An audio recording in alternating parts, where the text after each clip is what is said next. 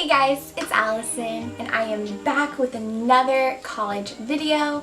So today I'm so excited to share with you some things that you definitely should leave behind at home when you are packing for college. Again, college is quickly coming up. The fall semester is going to be beginning super soon, so I'm super excited for you if you are about to head to college. So hopefully these tips will help you. Let me know if you have any other tips. Just comment them down below so other people can see them. And again, thank you guys so much for watching and be sure to subscribe. Without further ado, let's get into these tips. Okay, so the first thing that you can leave at home is a TV. So I feel like a little bit of a hypocrite right now because currently in college I do have a TV. If you don't know, if you're new to my channel, I am a student at the University of Florida and I'm entering my senior year now. Eek! So exciting and scary at the same time. But I actually do have a TV right now, but my freshman year I did not have a TV. I didn't miss a TV. I didn't feel like I needed a TV at all because, let's be real, you can just watch Netflix on your laptop, right? So I have a TV right now because I worked with a brand and they gave me a TV, so I just kind of had one, so I was like, might as well use it. But I wouldn't recommend purchasing one and then lugging it to college because I don't feel like you would use it that much. Again, that's my personal experience, so maybe there's a show or like something that you really like to watch, but for me, a TV is not a necessity in college, and it's definitely something super bulky, so I would leave it at home. Okay, the next thing I have is a printer. So I have never had a printer throughout my college career. Actually, at my school, the University of Florida, they actually have a printing lab. So each semester, each student is provided with 250 free prints. So you can just go to the computer lab and then print out the stuff you need for free. And you don't need to bring your printer or purchase ink or paper and all that jazz. So I would definitely look into your school and kind of do some research and figure out if that's something your school offers as well, because you definitely don't want to lug a printer and then find out that, oh, you can get prints for free. So do your research about that and leave that printer at home and save some money. Okay, so the next thing I have is toiletry products. So I was such a sucker and I literally packed up every single bottle of toiletries that I owned at home and basically left nothing at home when it came to toiletry items. And now my cabinet in college is just overfilling with bottles I don't even use. So I would really just stick to the basics. Pretend that you're packing for camp or a trip, bring your toothbrush, toothpaste, one bottle of shampoo, one bottle of conditioner. You don't need 3 different types of each like what I did. And just really just stick to the products that you use every single day and bring those only. Be strict with yourself and just try to really be picky with what you bring when it comes to bathroom items, because you're not going to have that much room. And if you're living in a dorm, you're going to have to take your items each time to the shower. So you're going to want to be picky with that. And you can bring a little, I would definitely recommend bringing a little waterproof basket thing so you can hold your products super easily.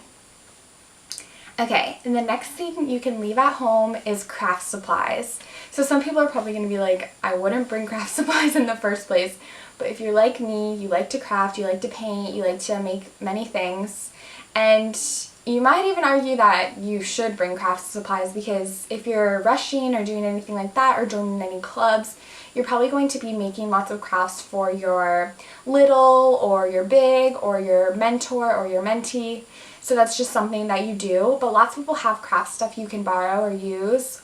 And you may just want to go to a local craft store when the occasion arises, because I have a whole basket of craft stuff here in my room and I never use it. So it's just really collecting dust while I'm at college. So be mindful about that too. Okay, the next thing I have is a toolbox. So I was so excited living on my own. I brought a little toolbox. It's so cute. It's has little pink tools in it. Do you think I used that? No, I never use it. I did use the hammer a couple times, I will say, but not enough times to make it justify it, justify bringing it.